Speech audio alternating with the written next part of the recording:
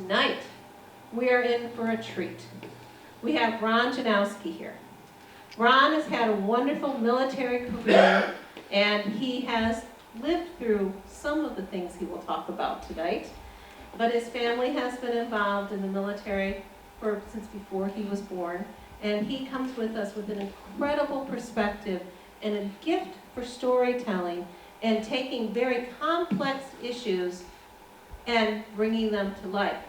Last week we kind of focused on the end of the war and the parties that were at play at the absolute end of the war. Tonight we're going to look at the next 40 years. So without further ado, I will introduce you to Ron Janowski.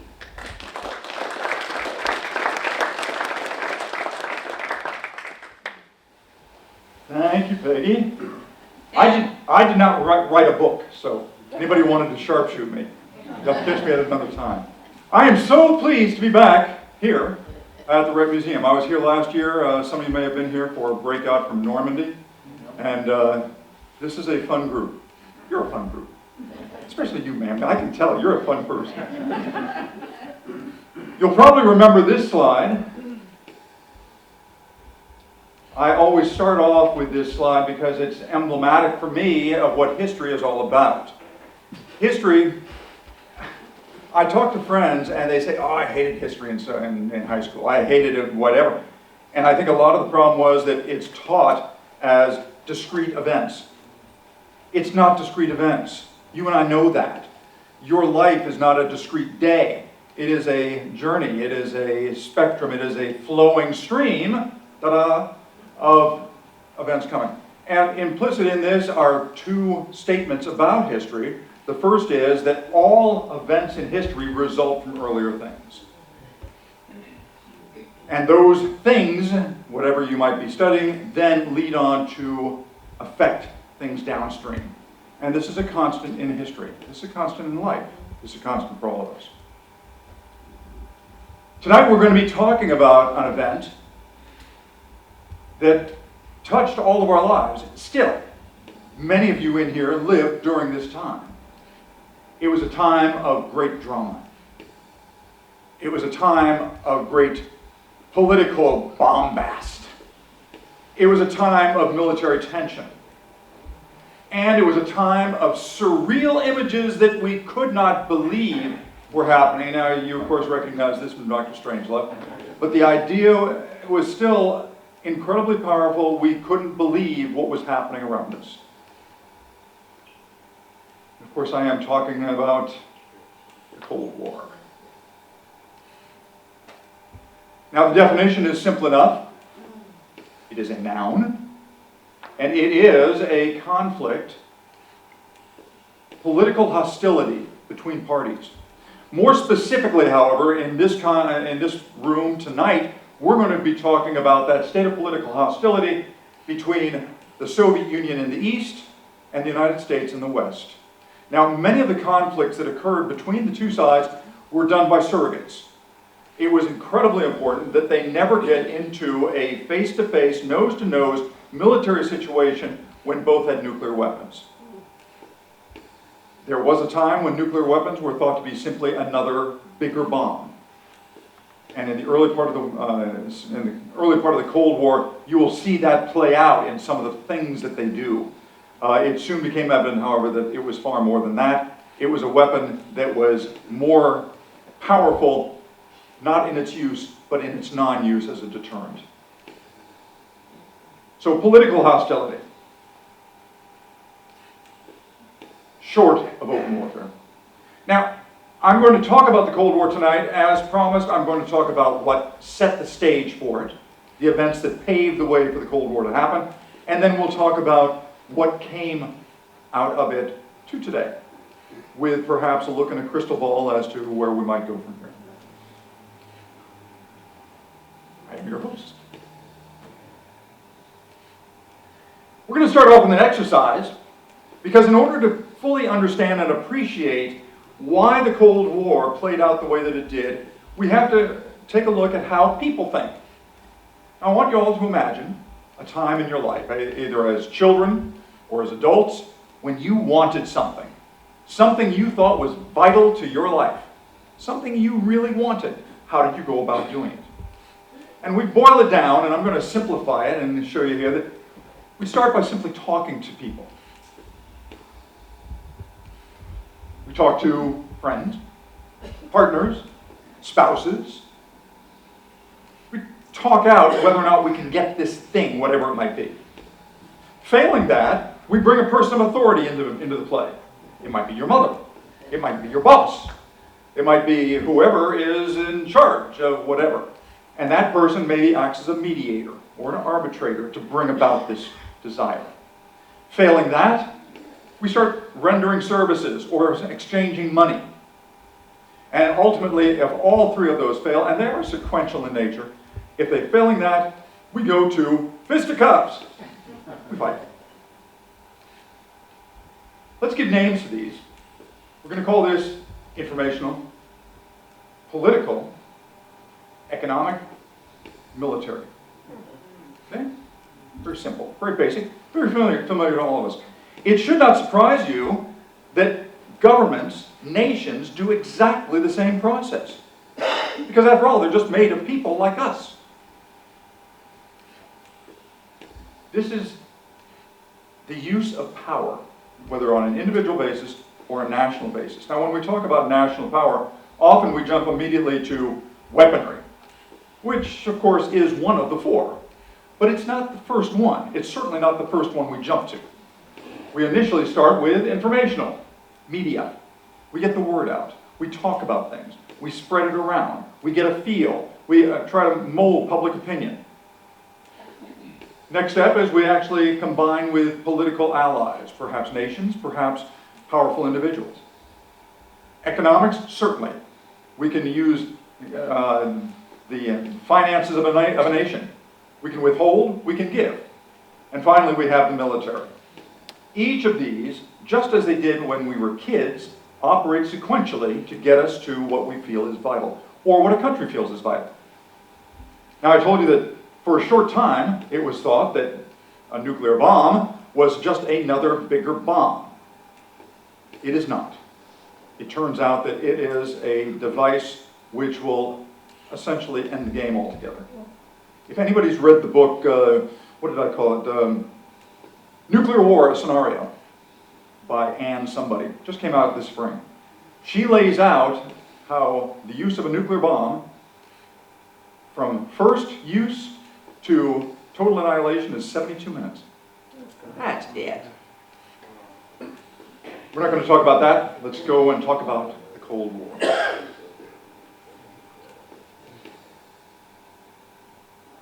The Cold War took place officially from 1947 to 1989. 42 years. Many, many events occurred during that time. I'm going to cover, not all of them, but a smattering. There's no way that I can cover 42 years of international politics in 1 hour and keep people awake at the same time. So we're not going to do that. What I've done is I've captured several to give you a flavor, a feel, a sense of what the era was like. Politically, militarily, and perhaps most important, socially. How it affected the people here and elsewhere. But we're going to begin with what started it. Now, I'm going to go back a bit further than many of you would probably think. You might be thinking World War I or World War II or so. I'm going to go back 100 years before this, all the way back to the Industrial Revolution. And you might be saying, well, why is he going back that far?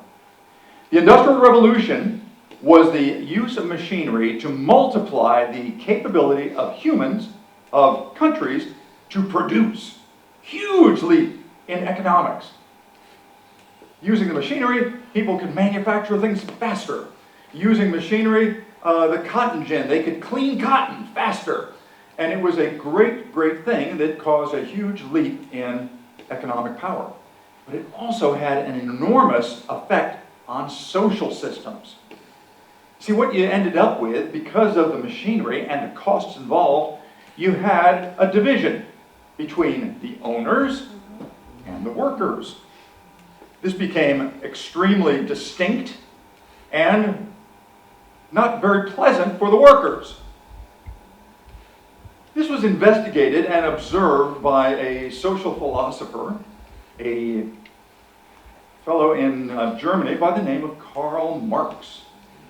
Now, Marx observed this, and he theorized in his book Das Kapital, which literally means the money, he theorized what this would project into. And he said, this division is not natural. It is an unnatural creation, not nature created, but human created. And it will inevitably lead to a conflict between the haves and the have-nots, the owners and the workers. And ultimately, Marx said, the workers will win. The workers will take control of the products they create, and they will take over, and in fact, they will completely eliminate the owners from society.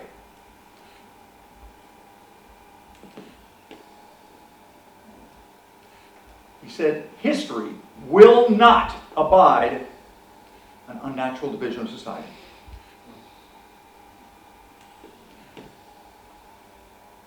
His theory was that Marxism would eventually take over.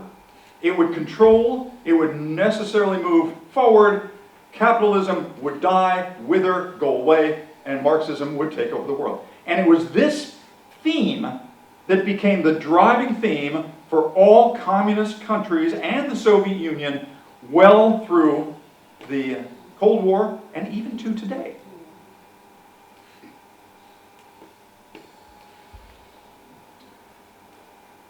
Now, the big movers and shakers in the United States, the guys like Carnegie, Rockefeller, Ford, Morgan, they all took this into account, and they tried to move forward in normalizing their factories as best as they could, but they were aware and they were concerned of what was being spoken of in Europe, was happening in some cases of Europe, and they were very afraid of it migrating into American society. And they watched with wary eyes. Unions formed. Unions had a perfectly good purpose. They helped unify the strength of common people into bargaining positions, but they were perhaps an outbreak of this, and the rich followed this closely. The muckrakers wrote of the inequities of the system, and all of this was actually a good thing to develop a better understanding of the division between the two halves. It was well expected that Marxism's next great leap would happen in an industrialized country. Marx himself was from Germany, very industrialized. And he fully expected that it would show itself first in an industrialized country. So you can well imagine the shock when it didn't. It showed up in... Anybody? Russia! You bet! Agrarian Russia, like backwards Russia. Outside of the Tsar and his minions, Russia was about as agrarian and as non-industrial as possible. It was actually a political ploy done by Germany. There was an expatriate by the name of Vladimir Lenin who had fled Russia some years before, was hiding out in Germany. Germany was in the midst of World War I and facing a two-front war with England and France on one side and Russia on the other. And they thought, wouldn't it be cool if we could topple that fragile, crumbling, old man of a country, Russia? And so they snuck Lenin back in, and doggone it worked. It toppled the Tsarist regime, and Russia withdrew from World War I. Didn't help Germany any. They lost anyway for reasons we won't go into right now, but they took the blame. But in October of 1917, Russia toppled, became the first Marxist government, and they were on their way. In the United States, this was seen as, oh my God, it's moving ahead. And it began what was called the Red Scare, where it was feared everywhere that this might migrate quickly to the United States across the Atlantic. And in fact, there were rallies.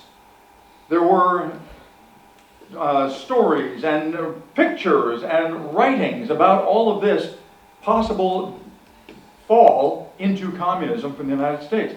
This cartoon is kind of telling. They saw that labor was taking steps which would eventually lead to complete chaos and anarchy in the United States.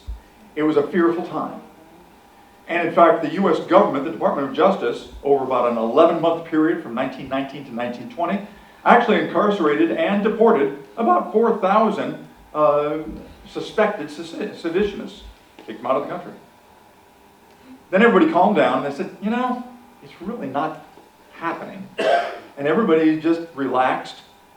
The government relaxed, the people relaxed, and why not? Because in 1920 it began a great decade for the country.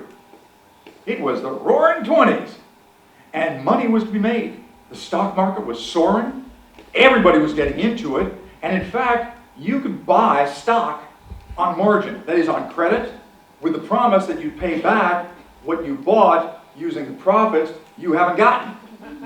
Yeah, they did that. And of course, unsustainable, because in October of 1929, the bubble burst. On Black Thursday, the stock market crashed, and the United States and the rest of the world were plunged into the Great Depression. Huge poverty, huge unemployment. 1 out of every 4 Americans were out of work. Tremendous collapse of the economy. The United States was able to pull their way out by, in 1932, electing this man, Franklin Roosevelt. Roosevelt himself, a very rich man, but had an idea of how to use government power to stem the Depression. And he came up with several government agencies that controlled banking, public works, national recovery, civil works, civilian, putting people back to work, that's a great one. Farming, farm credit, banking, security, more banking, housing, communications, and electrification. All of these went by acronyms, by the way, which came to be known as FDR's alphabet soup. It was a great use of government power, which was unseen in American history.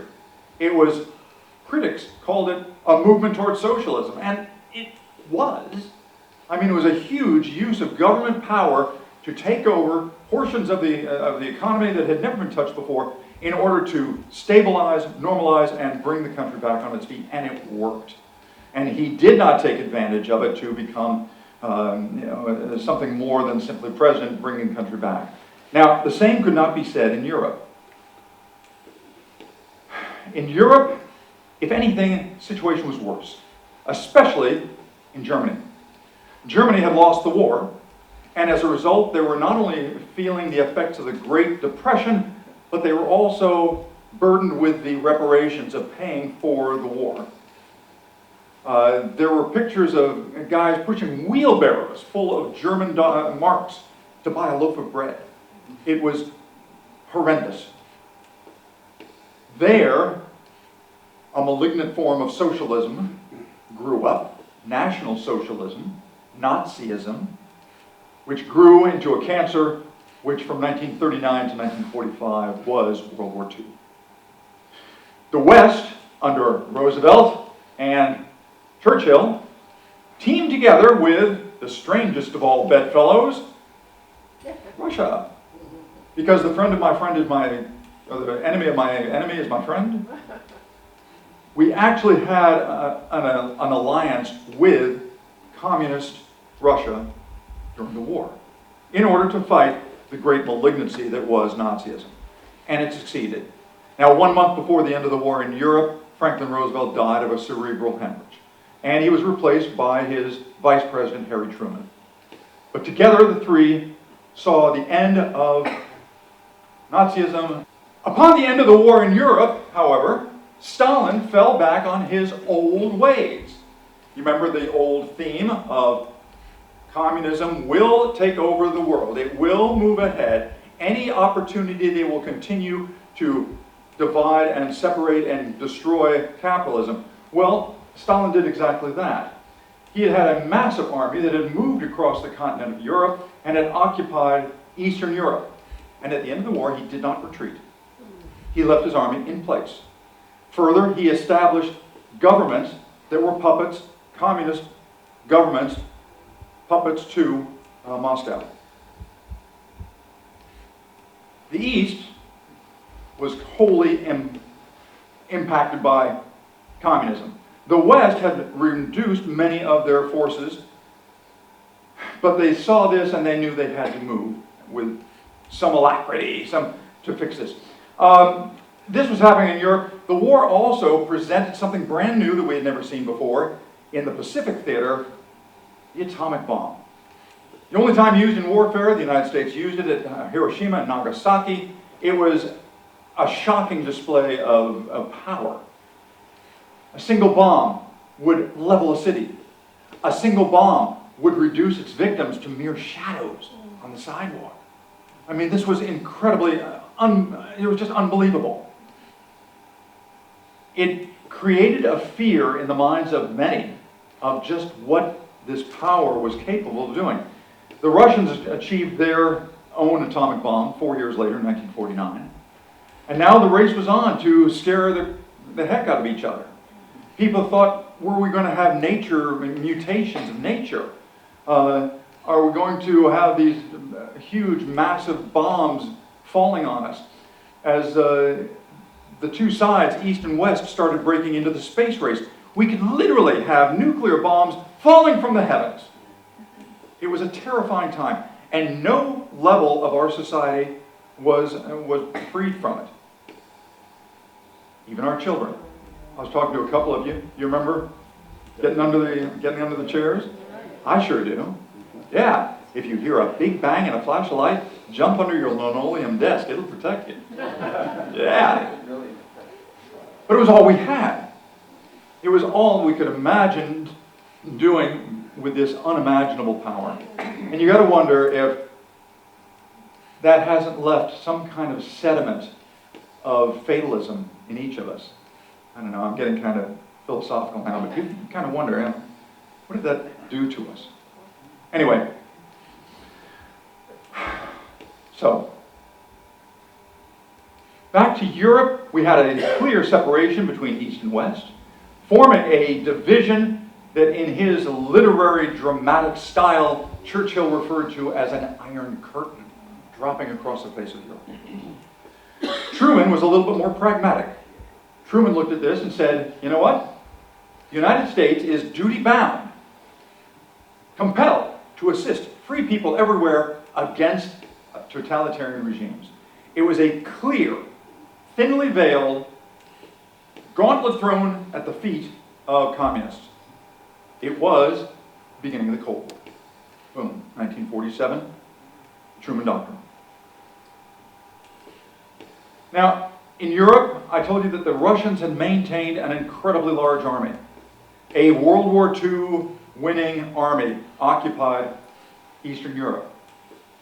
The West withdrew their forces, but for at least 4 years, from 1945 to 1949, the United States still had superiority and sole ownership of the bomb. And we used that as a counterbalance to the massive material strength of the Soviet army.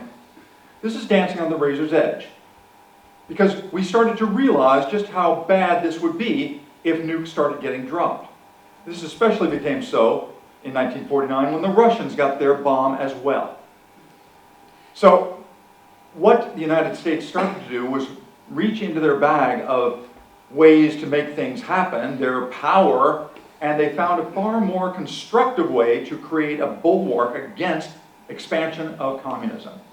In 1948, they started funneling money into Europe under the Marshall Plan, a revolutionary idea costing millions of dollars to rebuild the destroyed economies of Western Europe. They figured that if we had a really strong economy in these countries, no one would be upset enough to try to cause a revolution or overthrow the ownership. And it worked. The Russians couldn't begin to match that. The following year, the United States and others pulled together a military alliance, the North Atlantic Treaty Organization, NATO, which banded together Western Europe and Canada and the United States in a unified alliance to fight containment or to contain Soviet expansion. The Soviets were hard-pressed to duplicate that as well, although they did in 1955, they did come up with the Warsaw Pact. They never did anything like the Marshall Plan. Oddly enough, despite all this preparation for military warfare in Europe, that was not the first place that military confrontation actually began between the two sides, albeit with surrogates. It happened on the other side of the world, on the Korean Peninsula. Now, Korea had been dominated by Japan for several years before World War II. And with the end of World War II and the withdrawal of Japan, the country became divided into a north-south. The north being dominated and mentored, if you will, by the Soviets. The south mentored by the United States. Their governments were, as you might expect, similar to those governments. The north, a very totalitarian, militaristic organization. The south, democratic and industrial. The north wanted nothing better than to invade the south as soon as possible to unite and further the spread of Marxism, as per Marx himself. Russia stopped them from doing that because they did not yet have the bomb. That would happen in 1949, and then, and only then, would North Korea be given the go-ahead now that both sides had a nuclear bomb, East and West. And in June of 1950, zoom, the North invaded.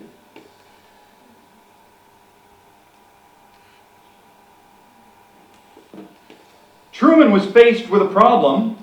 He could not afford to let this go to nuclear exchange. That would mean World War III. Worse than that, it would mean nuclear annihilation. So he worked with his wording and he declared that it was a police action. And he did not do it unilaterally, United States against the Koreans, who were being abetted by the Red Chinese and by the Soviets, but instead he worked out a coalition of 16 countries in the United Nations. And the army itself was not a United States army with these guys, it was a United Nations force. That was enough to shield the possibility of it becoming a United States versus somebody situation. The surrogates, all 16 of them, worked together for 3 years, and ultimately it came down to, well, let's call it a stalemate. It was a truce, a ceasefire. And peace was never declared, they simply stopped shooting. And that still stands to this day. Meanwhile, the Red Scare is still on.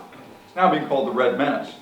And it's being aided by a very brash senator from Wisconsin by the name of Joe McCarthy. Joe is convinced that the government of the United States is shot through with communist spies and infiltrators and everything else, and it creates an uproar for several years. It creates fear among the people seeing this happening to the government. In 1953, 2 Americans were convicted and executed for passing material to the Russians, among other things, gave them the nuclear bomb, the Rosenbergs.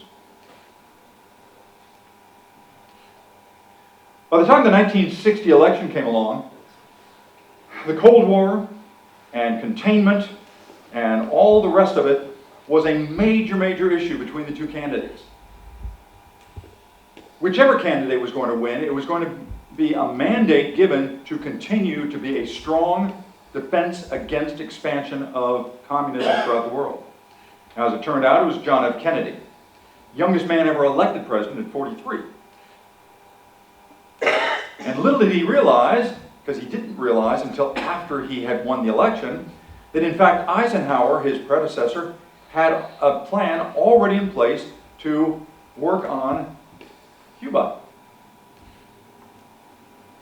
Because in 1959, before the election, Cuba, which had been under the control of a despot, but a friendly despot, by the name of Somoza, had been overthrown by a popular revolution.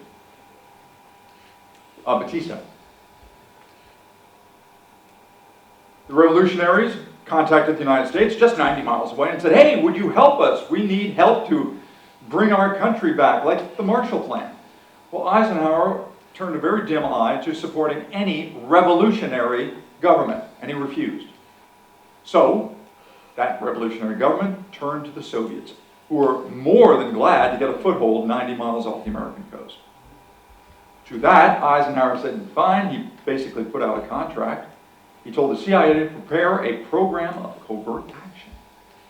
This means action that the president could plausibly deny.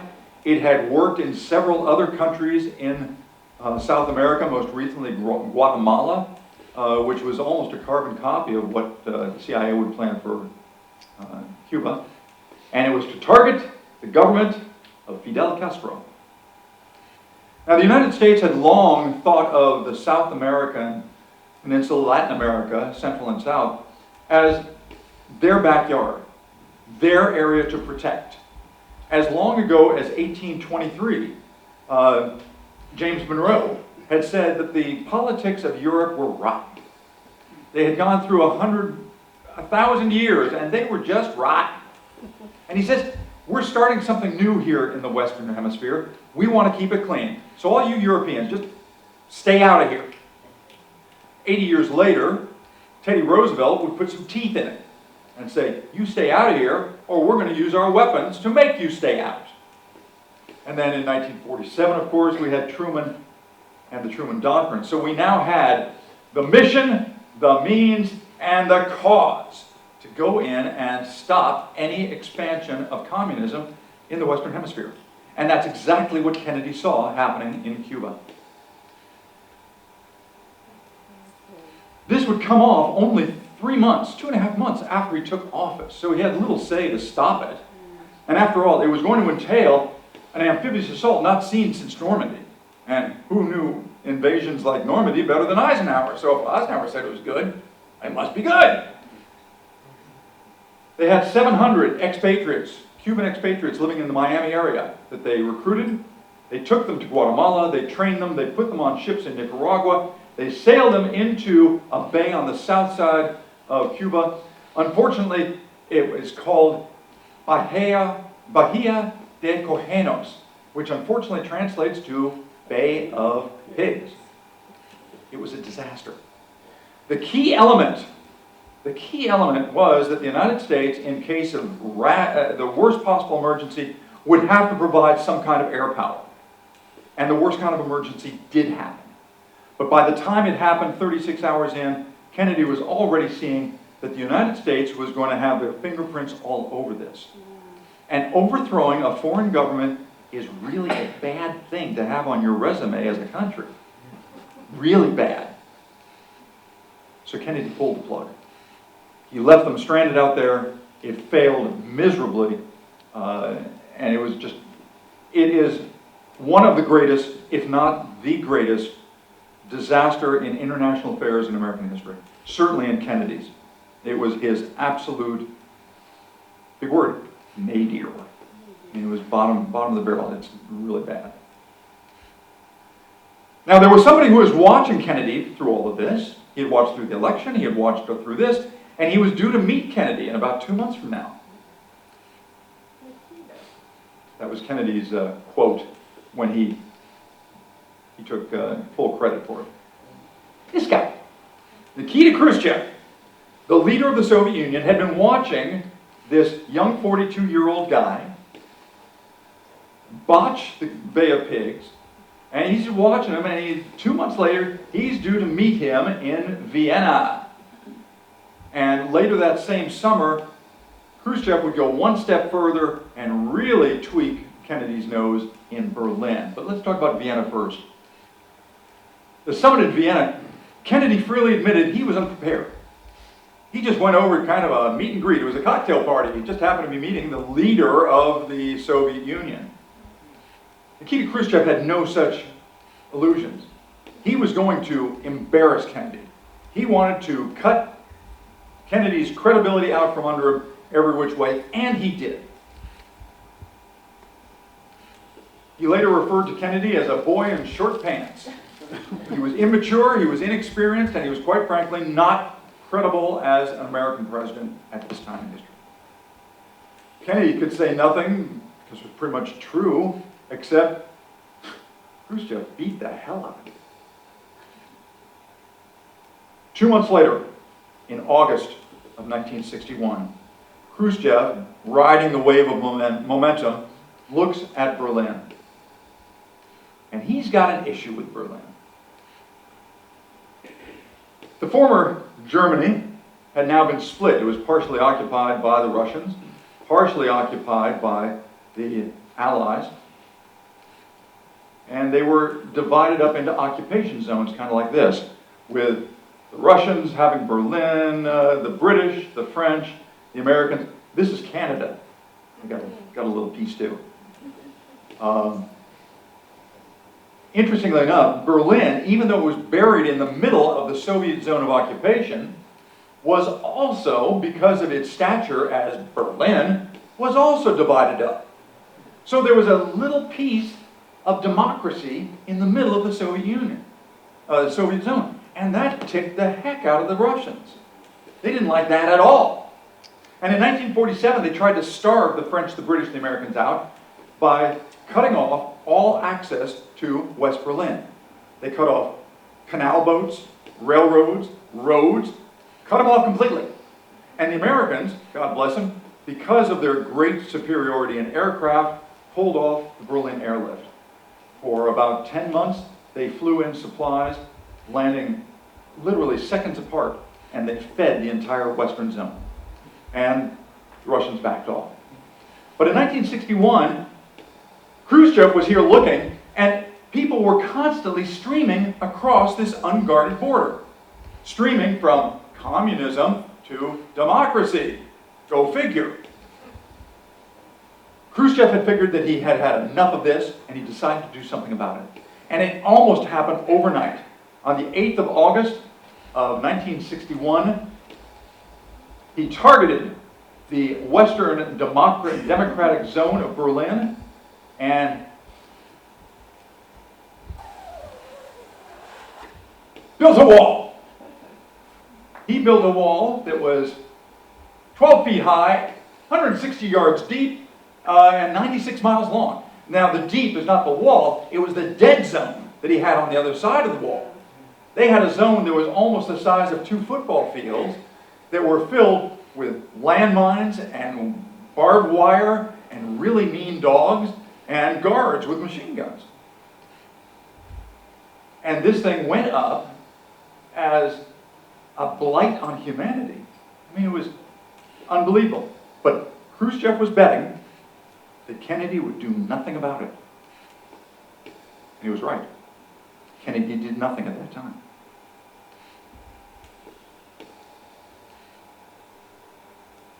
Almost a year and some months later, Khrushchev decides to play his ace. Now, the United States had been flying spy planes over Cuba ever since the Bay of Pigs. And in October of 1962, pictures came back clearly showing that the Russians were emplacing intercontinental ballistic missiles, nuclear-tipped missiles, in Cuba.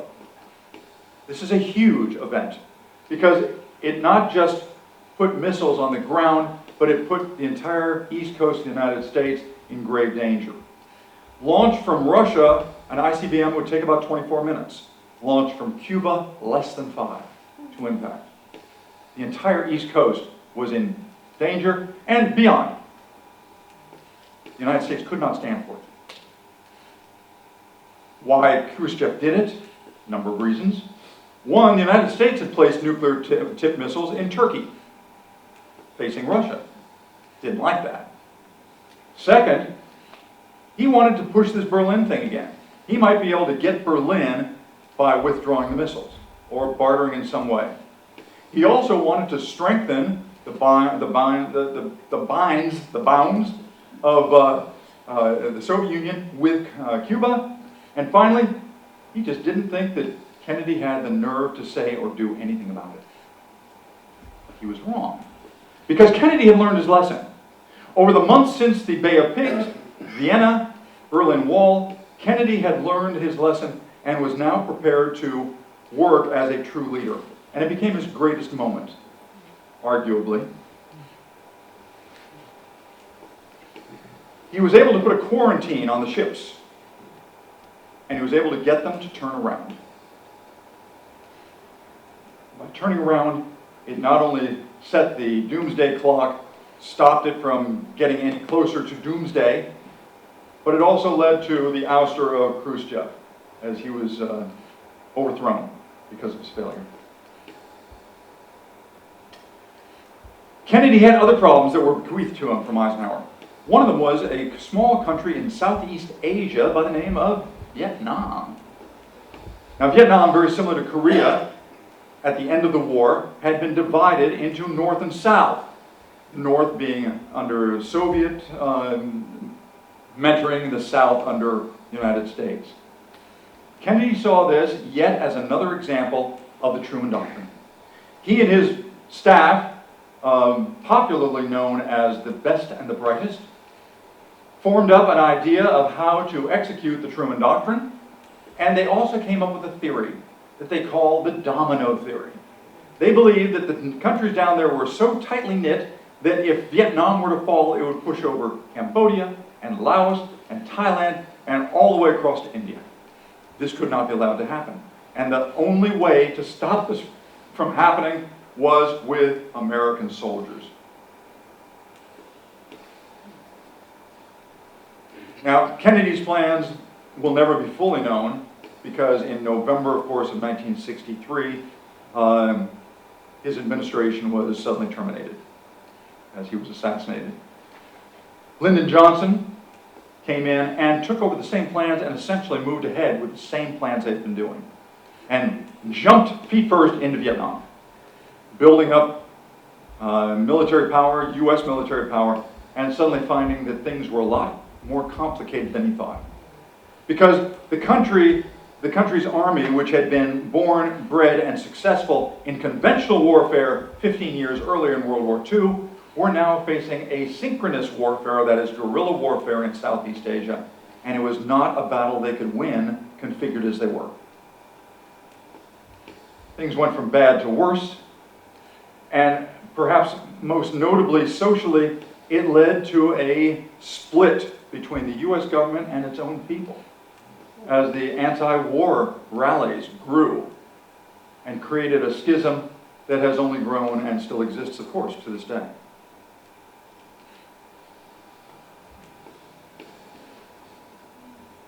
Our blunders were not limited to us.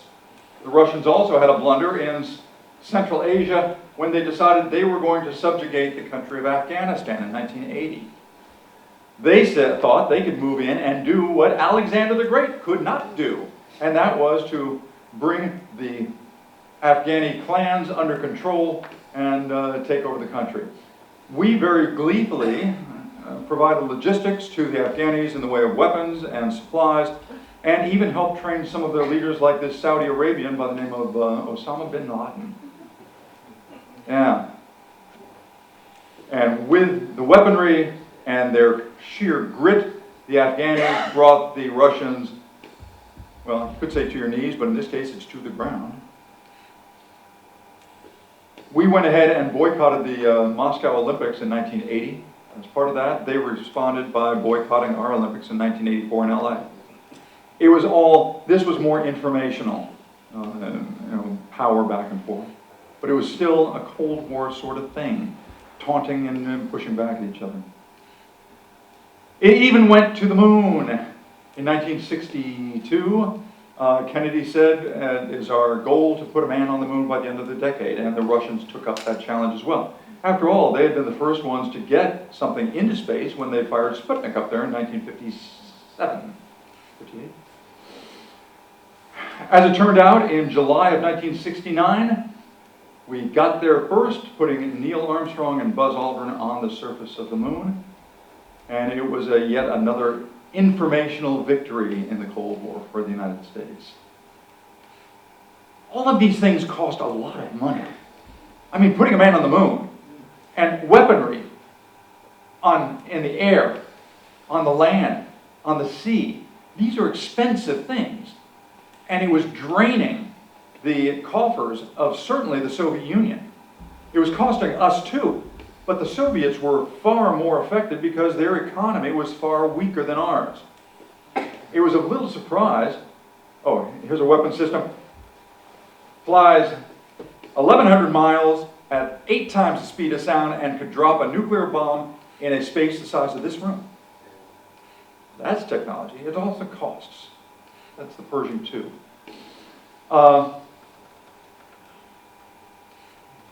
In 1987, Ronald Reagan went to Berlin and stood in front of the Berlin Wall and declared, "Mr. Gorbachev, tear down this wall." Very pointedly, he mentioned 2 things in that statement. One was peace, and the other was prosperity. He knew how badly the Russians were sucking wind economically, and they were. They could not sustain it at the level they were going at, and it took 2 years to get the train stopped, but ultimately in 1987 it happened. The Berlin Wall, which had stood for some 26 years, was breached by the people. It was battered with hammers, it was cut with saws, it was drilled with drills, and the Cold War was over. Just like that. I was lucky enough to be with my dad, who was dying at the time, and he had been a Cold Warrior. He had been in the military from 1939 to 1969. He had served in Eastern Europe as a Russian-speaking CIA guy, and one of the last things he saw was the wall coming down. And his last words were, "Don't trust the Russians." Ironically enough, Karl Marx was right. History could not abide an unnatural division. So, during the Cold War, we had all of these things stemming from Marx's prediction of Marxism taking over and competing and winning. We had U.S. containing. We had the menace. We had the Korean War, the nuclear bombs, Sputnik, the space race, Bay of Pigs, the Berlin Wall, the missile crisis, Vietnam, and the space race ultimately leading to the fall. What binds them all but expansion by the East and containment by the West? That's your buzz phrase for this presentation. Expansion, containment. And that's what bound all of these things together. Now, what happens now? During the Cold War, we saw these events happen all across the world. And even outside the world. Has it changed? Since the Cold War, of course, Korea has remained a hotspot. But the Middle East, Ukraine, Asia, Pacific Rim, it has continued to happen. And in fact, as we look out there, we see that, well, of course, the Korean Peninsula was never ended as a war. It was just a ceasefire. But it's gained new urgency now because now there are nuclear weapons involved. And so this was from the first administration of Trump, but the issue is still there. This guy is nuts, and he's got nukes. In fact, in that book I mentioned about nuclear war scenario, he's the guy that starts it. So, new urgency. Elsewhere around the world, the Russians have revitalized. They're no longer an international force, but they are seeking desperately to be a regional force.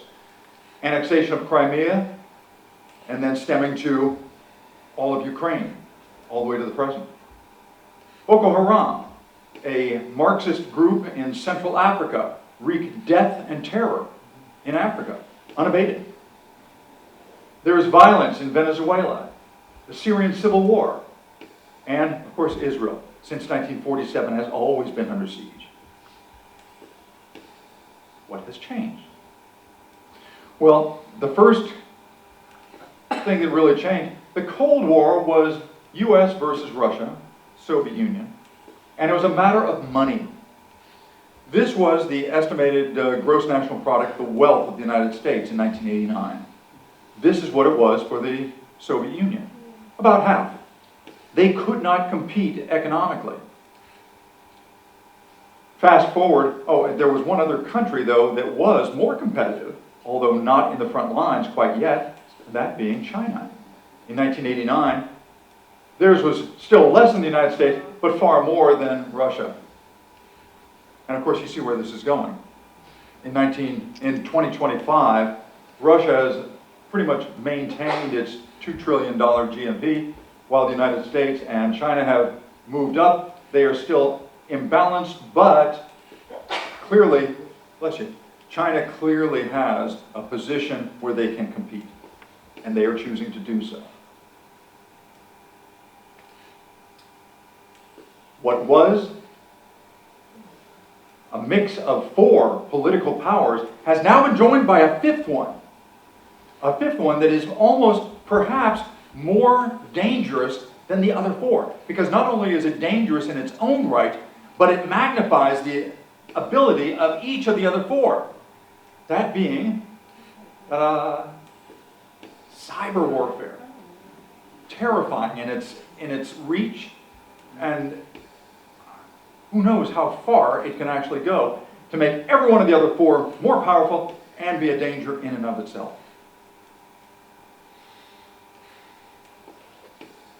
The Cold War from 1947 to 1989 was the United States versus the Soviet Union. That ended, clearly ended, but has now been replaced by the United States and China. And China is moving ahead. Look at some examples. Politically, they are forming relationships with Russia and others. Economically, I dare say every one of us has something, a piece of clothing on right now that's made in China. Militarily, they are expanding at an astounding rate. They're even building islands. Did you know about that? They built 4 islands in the South Pacific, strictly for military use. And finally, they've embedded in our society something that Sun Tzu, in the Art of War, said was a most important aspect of warfare: spies. They're there. They're all around. And I'm not being a Joe McCarthy here. This one was just recently picked up for the dangerous fungus. So China is clearly moving ahead on its plan to compete with the United States. And they have high hopes.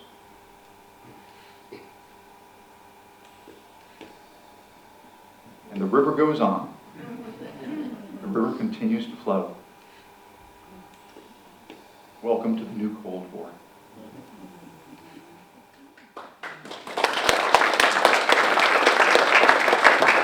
Questions? I'm going to ask you to repeat the question so that everyone in the room. Yes.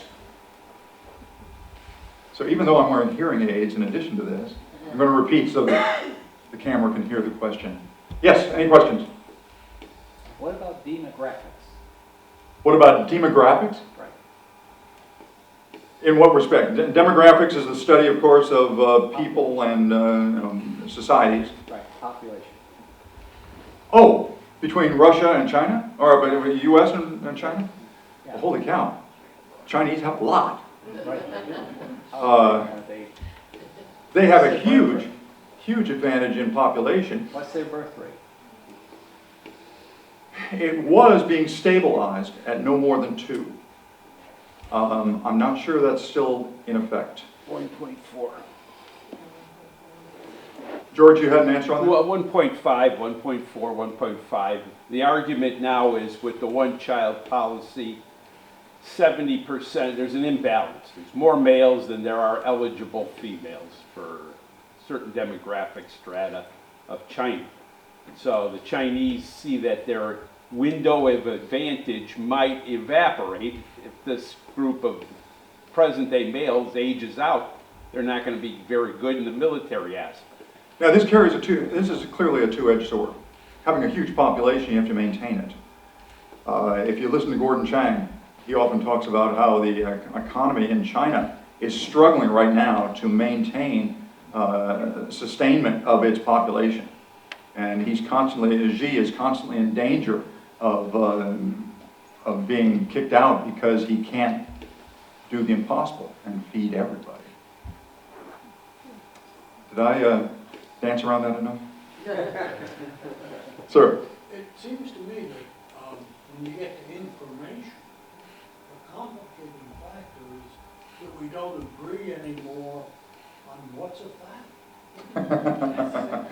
Oh, you should hear my wife and I talk about this. When those people come on and say, my truth is, there's no my truth and your truth. Oh, I'm sorry. He said a complicating problem with informational power is that we don't seem to agree anymore on anything. I don't know what to tell you about that. We have gotten to a point where we are far away from what I believe the Constitution intended in having meaningful dialogue between opposing sides. I mean, if you and I can't sit down and talk about something, how can we ever hope to do something constructively together and expand that to a country? And we're in a mess. So yeah, and it can be exploited too. It can certainly be exploited. I mean, when Kennedy and Khrushchev were calculating about the Cuban Missile Crisis, for example, they were dealing with the same set of facts. There was an agreement about what a fact was. Yeah. And that's not true. Yeah, he was just saying that when Kennedy and Khrushchev were talking about the Cuban Missile Crisis, there was an agreement on the facts. They could both look at everything on the table and agree, this is what we're dealing with. And that's incredibly difficult today with media the way that it is, and that's a quagmire worthy of Vietnam War. And that's, Is it real or is it AI? well, that too. Now we're starting to see things on AI that you say, oh my God, did that really happen? And we don't know. And it's getting better, which is worse. Yes, sir. Just quickly, have you read the book 2032? I have not. Should I? Yeah. He's asking, did I read the book 2032? It's What? a really interesting book. What's the synopsis? It's written by three guys that were in Reagan and Bush's Entourage. and it's their look at what World War III is going to be based on what they saw starting everywhere in the world. And it's scary. Talks about those islands and Yeah. and everything in China is part of the whole plan. Well, I think, you know. The conclusion is just scary. I'm not going to tell you what it is, but there's a compromise. Yeah. The compromise is Scary. interesting. It's scary too. It really is scary.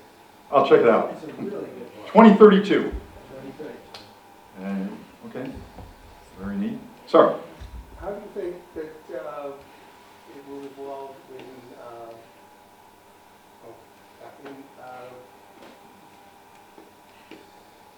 I'm blanking. Zelensky's country. Oh, in Ukraine? Ukraine. You ask my opinion? Yes. 'Cause I don't know. But, in fact, one of the things I was supposed to end with was, before I said welcome to the new Cold War, was the challenges are greater, the dangers are more intense, and the future is more unknown. I would guess that they are ultimately going to come to the table and they're going to cede portions of ethnic Russian land to the Russians, much to Zelensky's despair. Opinion. Everybody's got one. But that's something I think sounds reasonable to me. Sorry. Going back to China, are you familiar with Bill Gertz's book that was out some time ago, Geitz? Bill Gertz's book, and what was the name of it? On China. No. Okay, anyway, it's been out quite a while, but I really read it twice. It's one of the few books I've read twice.